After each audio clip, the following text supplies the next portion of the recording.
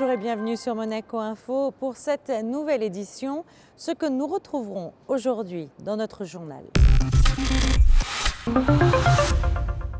Retour sur les élections présidentielles des États-Unis qui ont tenu en haleine l'ensemble de la communauté américaine en principauté. Teddy Riner a fait la joie des enfants lors de sa visite en principauté. Monaco vit l'étape du Téléthon cette année. Les bénévoles lancent un appel à la mobilisation. Première tournée en Corse pour l'OPMC à l'occasion des 18e rencontres musicales de Méditerranée. Faire vivre la magie de Venise à Monaco, c'est possible. Nous vous expliquerons comment dans cette édition. Les Américains ont voté, c'est Donald Trump qui va succéder à Barack Obama. Le candidat républicain l'a emporté face à Hillary Clinton, déjouant la plupart des sondages. À Monaco, c'est au Stars and Bars que la communauté américaine a suivi heure par heure les élections. Le reportage de Patricia Navarro, d'Alexandra Paolini et de Louis Borgia. And here he comes to the microphone, Donald Trump. Is going to speak.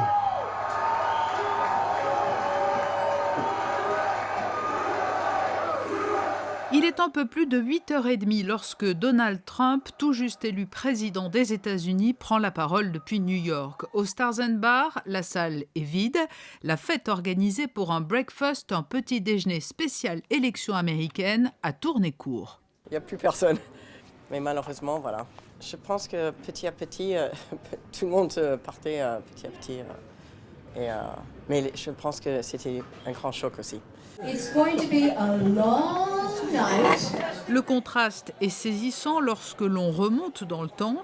Quelques heures plus tôt, le restaurant était plein. Tous les américanophiles et américanophones de Monaco s'étaient donné rendez-vous dans leur petit repère monégasque. C'est un grand changement d'ambiance parce qu'avant minuit, il y avait 200 de nos amis qui font la fête au Star Deck, tout en pyjama. On fait les jeux, on fait la musique, on a regardé la télé. C'est une ambiance positive avec un esprit américain, beaucoup de joie. Et petit à petit, on regardait la télé et les résultats qui sont annoncés chaque heure, il y avait des annonces, cet état, cet état, cet état. Et de voir le shoot, c'était incroyable. Je crois que c'est important de comprendre que c'est une réflexion de notre pays à ce moment. Il y avait les personnes qui vraiment qui soutiennent Donald Trump et qui sont votées. Maintenant, c'est lui qui va lead notre pays. Ironie du sort, pour chaque élection présidentielle américaine, le Stars and Bar organise son propre scrutin. Cette fois, le vote à Monaco n'a pas été en phase avec le résultat final aux États-Unis. Donald Trump, 23.3%. Hillary Clinton, 57.5%. Un mot de sport à présent. Les jeunes du Judo Club de Monaco ont eu une très belle surprise mardi soir lors de leur entraînement avec la venue de Teddy Riner. Frédéric Elion vous en dit plus. Il n'a que 27 ans et c'est déjà un monument du sport français. Invaincu depuis 2010, double champion olympique, Teddy Riner est un champion hors norme, aussi redoutable et doué sur les tatamis que populaire et sympathique en dehors. Le Guadeloupéen était l'invité surprise mardi soir de l'entraînement des jeunes du Judo Club de Monaco. C'est une invitation qui me tenait, qui m'a fait plaisir lorsqu'ils m'ont proposé de venir déjà rencontrer Monseigneur et ensuite rencontrer les écoles et les petits judokas de Monaco. Voilà, c'est un grand plaisir et ça me fait toujours quelque chose de voir les jeunes parce que je me souviens que moi, il n'y a pas si longtemps, j'étais à leur place. Donc je sais à quel point c'est important de voir les champions, de toucher, de parler avec un champion parce que derrière, ça va véhiculer certaines choses dans leur tête qui... Voilà, eux aussi auront envie de réaliser des grandes choses. Donc voilà, moi c'est avec plaisir que je le fais. Et puis si demain il y a un ou deux champions dans ce groupe, tant mieux. Cette visite était une sorte de retour en arrière pour Teddy Riner qui lui aussi, dans sa jeunesse, a eu la chance de côtoyer de grands champions. J'étais dans le club à David Douillet, le Paris Saint-Germain, le PSG. Et c'est vrai qu'à chaque fois que David, Jamel Bourras, Cyril Soyer, Frédéric de Montfaucon et j'en passe, il y en avait plein d'autres des champions, à chaque fois qu'on les voyait, voilà, j'étais le gamin que j'étais avec les yeux qui brillent et j'avais envie de faire comme eux, de devenir un jour moi aussi un champion. Juste de les voir et les toucher, voilà, on est content, on est super content. Et puis moi ce que je répète souvent c'est voilà, à cet âge-là, il ne faut pas se mettre la pression, il faut croire en ses rêves et foncer, c'est tout. Teddy Riner côtoie depuis des années en équipe de France Loïc Pietri, qui a fait ses débuts ici, sur les tatamis du judo club de Monaco à 6 ans. Le père de Loïc, Marcel, a lui quasiment vu naître le phénomène Riner. J'ai des souvenirs quand on le suivait au chemin France scolaire, je me rappelais toute ma vie ça. Je vois tous les judokas et au milieu je vois une tour là. Je me dis c'est qui ce grand garçon, là, ce grand gaillard là, il s'est trompé. Ils étaient cadets, ils faisaient tous moins de 2,80 m, lui faisait pratiquement des gens cadets pas loin de 2 mètres. Donc c'était quelque chose d'impressionnant de le voir s'échauffer avec les autres, de dire mais c'est pas possible. Voilà. Les jeunes judokas ont pu discuter avec Teddy Riner, prendre des selfies, faire signer leur kimono et même assister à une petite démonstration. Sa jambe, et ensuite vous fauchez. Moi j'utilise ça, peut-être que vous utiliserez ça, peut-être que d'autres utiliseront comme ça la main, donc sous le menton. En tout cas c'est comme ça.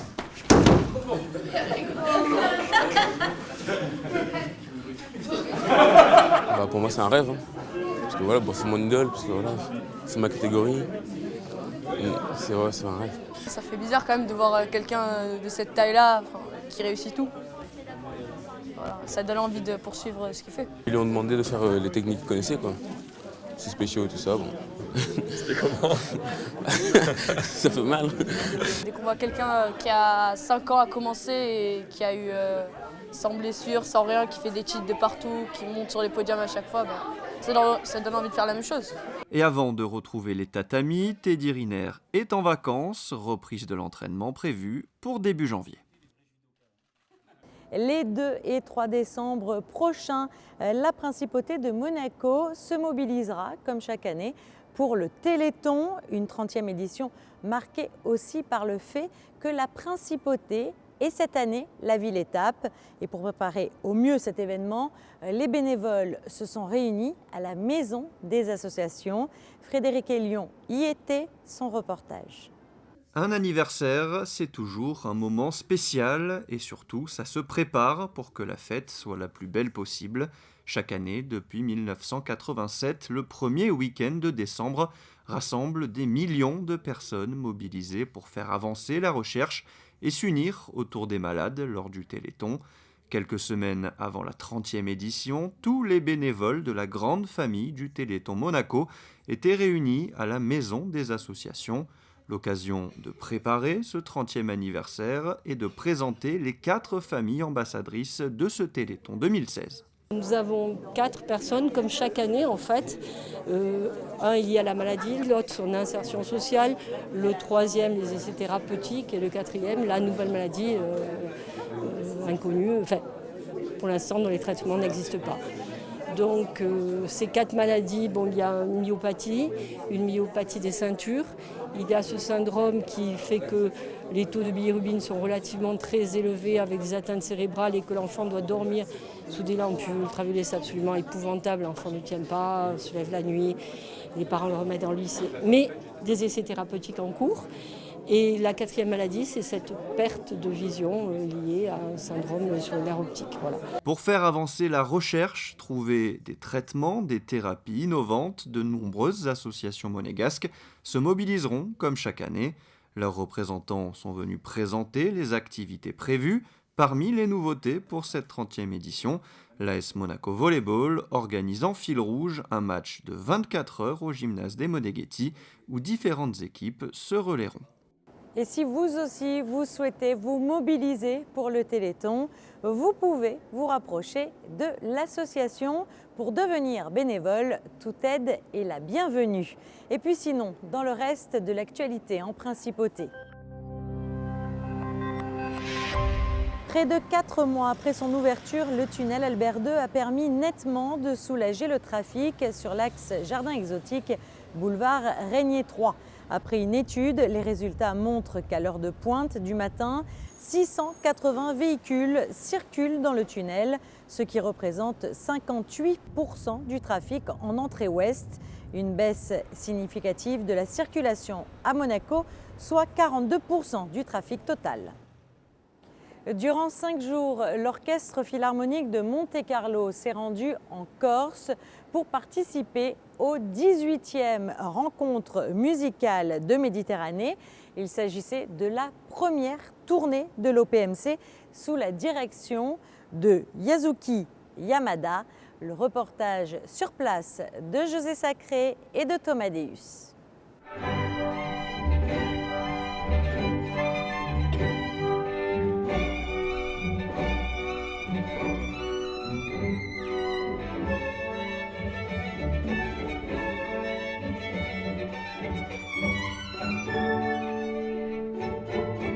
Du 2 au 6 novembre 2016, l'Orchestre Philharmonique de Monte-Carlo a effectué sa première tournée en Corse. Dirigé par un chef de réputation internationale, corse d'origine, Jean-Christophe Spinozzi, avec en soliste le violoniste Renaud Capuçon, la formation monégasque a donné 5 concerts à Bastia, Ajaccio, Luciana, dans le cadre des 18e rencontres musicales de Méditerranée, dont la principauté de Monaco était l'invité d'honneur. L'invité d'honneur, c'est Sainte-Dévote en fait. C'est ce qui nous rapproche avec les Corses. Nous avons en partage la langue qui est très proche, la langue le monégasque et le corse. Ce matin, j'ai eu l'occasion de parler à monsieur le maire et on s'est très bien compris en utilisant chacun notre langue nationale. La principauté est à l'honneur, c'est l'Orchestre de Monte-Carlo et le chœur d'enfants de l'Académie de musique qui seront ce soir au concert, puis ensuite dans toute la Corse, à divers endroits et à Bastia. L'importance de ce festival n'est peut-être pas sensible suffisamment aujourd'hui parce que c'est un festival qui réunit ici en Corse, donc pratiquement au milieu de la Méditerranée, on va dire tous les bords, tous les peuples, toutes les cultures de la Méditerranée. Le fait que Monaco y participe est une belle et bonne chose.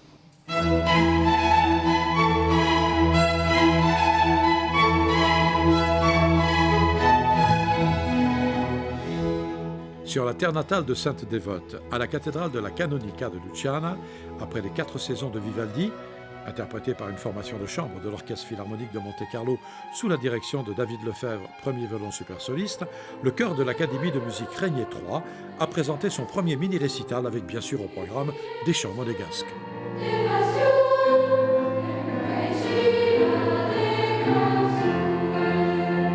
C'est la mise en valeur de notre Académie de musique Prince Régnier III qui est à l'extérieur des murs et même donc à traverser la Méditerranée pour venir jusqu'ici.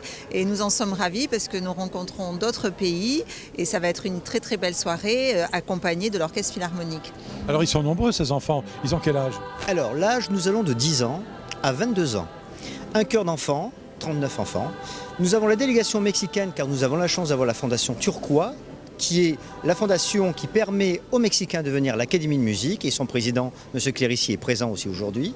Et nous avons les professeurs qui encadrent avec des élèves violonistes qui jouent au sein de l'orchestre symphonique, ce qui est quand même important à signaler. Il faut quand même dire que nous avons eu la chance d'avoir avec notre délégué la possibilité de travailler la langue monégasque. Et l'hymne monégasque est chanté avec le travail de Madame Salopek qui est aussi professeure de monégasque, où nous avons travaillé et nous avons fait un disque avec la Sogeda, la mairie, l'académie, l'orchestre. Et c'est un peu le retour sur investissement. Nous présentons cet hymne et nous avons aussi la chance d'interpréter, entre guillemets on peut le dire, l'hymne corse.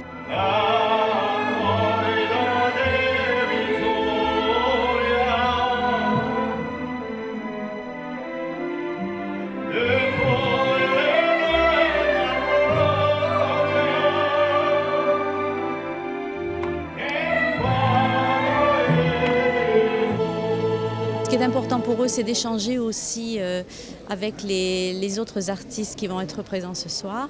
Et puis c'est un moment important parce que, bon, je crois qu'on peut le dire, ils vont chanter l'hymne monégasque ce soir. Donc ils vont faire partager tout ce qu'ils ont appris, tout ce qu'ils ont travaillé pendant toute l'année scolaire précédente. Ils vont le faire partager aux personnes qui sont présentes ici au théâtre ce soir. Et je pense que ça va être un moment assez fort pour eux.